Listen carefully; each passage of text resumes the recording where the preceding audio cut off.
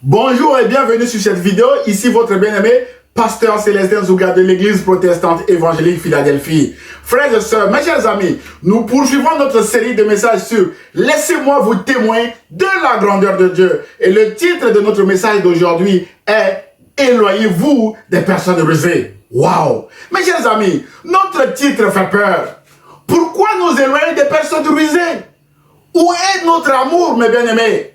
Frères et sœurs, mes chers amis, notre titre fait peur parce que derrière la ruse, mes bien-aimés, il y a parfois la mort d'un innocent victime de cette ruse, mes bien-aimés, ce qui n'est pas une bonne nouvelle. En effet, les personnes rusées sont porteuses du plan destructeur du diable qui est dévoilé par Jésus en 3 parties dans l'évangile selon Jean au chapitre 10, au verset 10, mes bien-aimés, où il est écrit que le voleur vient seulement pour voler, pour tuer et pour détruire, mes bien-aimés dans le Seigneur.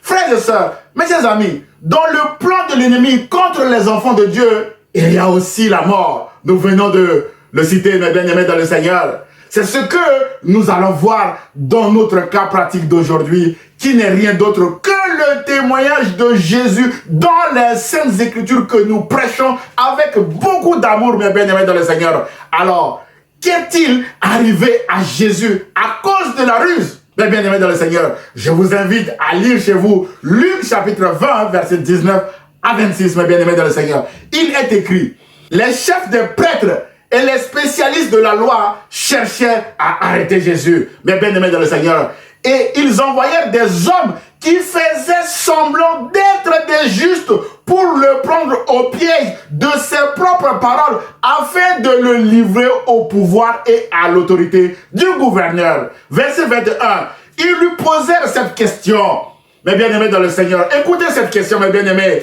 Maître, nous savons que tu parles et enseignes avec droiture et que tu ne tiens pas compte de l'apparence, mais que tu enseignes le chemin de Dieu en toute vérité. Waouh, quelle ruse! Mes chers amis, la ruse commence toujours par des éloges ou des louanges de la potentielle victime, mes bien-aimés dans le Seigneur. Au verset 22, il est écrit, la question maintenant, nous est-il permis ou non de payer l'impôt à l'empereur? Verset 23, Jésus discerna leur ruse et leur répondit. Mais bien-aimés dans le Seigneur, on souligne, Jésus discerna leur ruse et leur répondit. Mais bien-aimés, pourquoi me tendez-vous un piège? Verset 24, montrez-moi une pièce de monnaie. De qui porte-t-elle le fugé et l'inscription? De l'empereur, répondirent-ils. Alors il leur dit, rendez donc à l'empereur ce qui est à l'empereur et à Dieu ce qui est à Dieu. Autrement dit, rendez à César ce qui est à César, qui était l'empereur à l'époque, et rendez à Dieu ce qui est à Dieu. Mais bien aimés dans le Seigneur, ils ne purent pas le prendre en défaut dans ce qu'il disait devant le peuple. Étonnés de sa réponse, ils gardèrent le silence. Mais bien aimés dans le Seigneur, à cause du discernement de Jésus, mes bien-aimés dans le Seigneur, ces personnes rusées sont parties en silence. Mes chers amis, Jésus est un homme rempli de l'esprit. C'est pourquoi il a pu discerner et déjouer cette ruse. À cause de cette ruse, mes bien-aimés dans le Seigneur, Jésus a fait une déclaration qui a traversé des siècles, mes bien-aimés dans le Seigneur. Rendez donc à César ce qui est à César et à Dieu ce qui est à Dieu. Sous-entendu, à César, mes bien-aimés dans le Seigneur, qui réclamait aussi le titre de petit seigneur, l'impôt ou l'argent, et à Dieu l'honneur et la gloire au siècle des siècles, mes bien-aimés dans le Seigneur. Qui ne connaît pas cette expression de Jésus aujourd'hui qui dit à César ce qui est à César et à Dieu ce qui est à Dieu?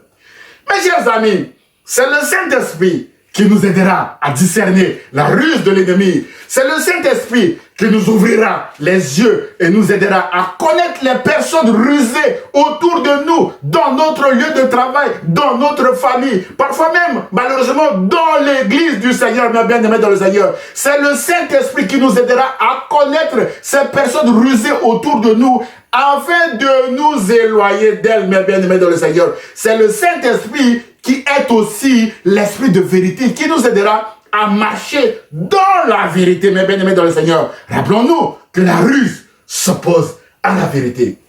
Frères et sœurs, mes chers amis, les personnes rusées sont tenaces, mes bien-aimés dans le Seigneur. Jésus a répondu à cette question, ils ont gardé le silence. Mais pour eux, ce n'est pas fini, mes bien-aimés dans le Seigneur. Ils vont traîner Jésus devant Ponce Pilate, mes bien-aimés dans le Seigneur. La Bible déclare en Luc chapitre 23, versets 1 à 2, ils se levèrent tous, ces personnes rusées, et conduisirent Jésus devant Pilate. Ils se mirent à l'accuser, disant, nous avons trouvé cet homme qui sème le désordre dans notre nation. Il empêche de payer les impôts à l'empereur. Waouh! Mon frère et ma soeur, nous avons vu et entendu que Jésus a dit, rendez à César ce qui est à César et à Dieu ce qui est à Dieu.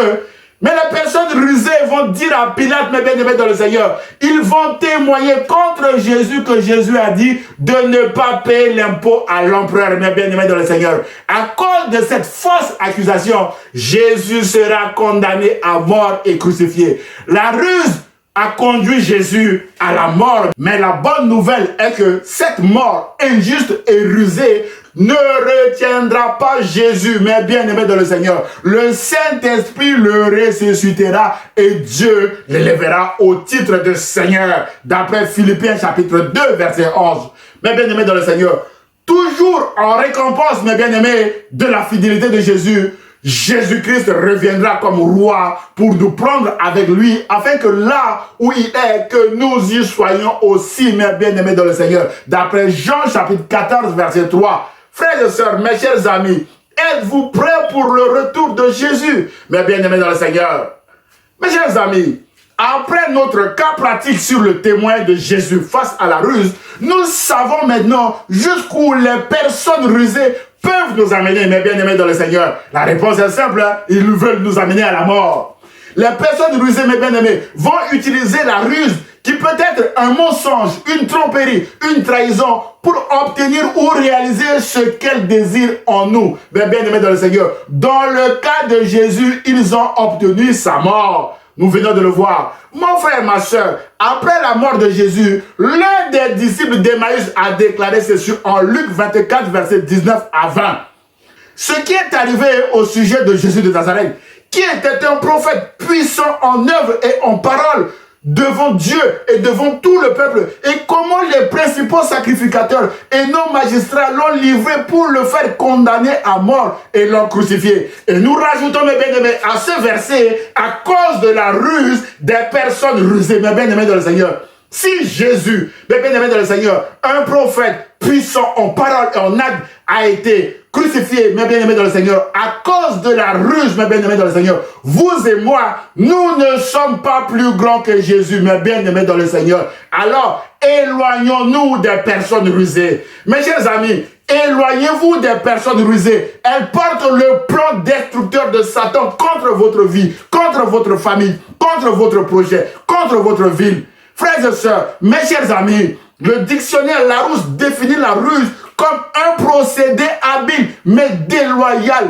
On souligne déloyal. Déloyal veut dire qui manque de loyauté, qui trahit la confiance ou qui utilise des procédés perfides ou malhonnêtes. Mes chers amis, une communauté de personnes déloyales peut poser des problèmes dans une société, dans un quartier, dans une nation, etc. Voilà pourquoi nous prêchons haut et fort l'évangile de Jésus qui nous enseigne la loyauté, la fidélité, l'amour, mes bien-aimés dans le Seigneur. L'amour ne trahit pas, l'amour est fidèle, l'amour ne trompe pas, l'amour ne triche pas, l'amour ne ment pas, l'amour n'est pas déloyal, l'amour ne cherche pas ses propres intérêts. Comme les personnes rusées, mes bien-aimés dans le Seigneur, constamment en recherche de leurs propres intérêts. Pour bien connaître la suite de la définition de l'amour, je vous invite, mes bien-aimés, à lire chez vous 1 Corinthiens chapitre 13, versets 4 à 7, mes bien-aimés dans le Seigneur. Alors, en conclusion de notre message d'aujourd'hui, frères et sœurs, mes chers amis, nous avons vu que la ruse a conduit Jésus à la mort. Jésus n'est pas surpris par cette mort parce qu'il a lui-même dévoilé le plan du diable en 3 parties. Voler, tuer et détruire. Et aussi, Jésus lui-même a annoncé sa mort bien avant, mes bien-aimés dans le Seigneur. Mais Jésus a quand même dit que celui qui trahira le Fils de l'homme, mes bien-aimés dans le Seigneur, paiera un prix fort. Frères et sœurs, Jésus ne veut pas que l'ennemi nous vole aussi. Jésus ne veut pas que l'ennemi nous tue aussi. Jésus ne veut pas que l'ennemi nous détruise. Parce que Jésus a déjà payé le prix à notre place, mes bien-aimés dans le Seigneur. Voilà l'intérêt de notre message d'aujourd'hui. Jésus a pris notre place. Alors que le Saint-Esprit nous aide, mes bien-aimés, à nous éloigner des personnes rusées avec discernement. Comme Jésus lui-même a pu discerner la ruse de ces personnes méchantes et rusées. Frères et sœurs, mes chers amis, l'apôtre Paul disait aux Colossiens, prenez garde que personne ne vous séduise par les arguments trompeurs et vides de la sagesse humaine. Elles se fondent sur les traditions des hommes, sur les forces spirituelles du monde. Frères et sœurs, on souligne les forces spirituelles du monde et non sur le Christ, mes bien-aimés dans le Seigneur. Mes chers amis, ne vous laissez surtout pas avoir par des arguments trompeurs des personnes rusées, mes bien-aimés dans le Seigneur. Et aux Corinthiens, l'apôtre Paul, mes bien-aimés dans le Seigneur, leur dira, quelle part a le fidèle avec l'infidélité, mes bien-aimés dans le Seigneur? Autrement dit, frères et sœurs, la vérité, c'est la fidélité. La ruse, c'est l'infidélité. C'est pourquoi, sortez du milieu d'eux et séparez-vous, dit le Seigneur. D'après 2 Corinthiens chapitre 6, verset 15 et le verset 17. Mes chers amis, éloignons-nous des personnes rusées qui portent le plan destructeur de l'ennemi contre notre vie, mes bien-aimés. Marchons avec Dieu qui est amour et vérité. Marchons avec Jésus qui est la vérité. Et marchons avec le Saint-Esprit qui est aussi l'esprit de vérité. La vérité s'oppose à la ruse et au mensonge, mes bien-aimés. La vérité conduit à la vie alors que la ruse conduit à la mort, mes bien-aimés dans le Seigneur. Enfin, même si la ruse a conduit Jésus à la mort, Dieu a rendu justice à Jésus en l'élevant au titre de Seigneur. Et Jésus reviendra comme roi pour juger le monde. Mon frère, ma soeur, êtes-vous prêts pour son retour? Voilà le but final de ce message, mes bien-aimés. Nous préparer au retour du Seigneur sans être une proie pour nos ennemis rusés, mes bien-aimés dans le Seigneur. Enfin, Jésus vous aime et l'Église protestante évangélique Philadelphie vous aime aussi et vous dit par ma voix, éloignez-vous des personnes rusées, mes bien-aimés dans le Seigneur. J'ose espérer que cette exhortation vous a fait du bien. Alors, commentez-la et partagez-la à vos proches, mes bien-aimés dans le Seigneur. Que Dieu vous bénisse. À très bientôt, mes chers amis. Au revoir.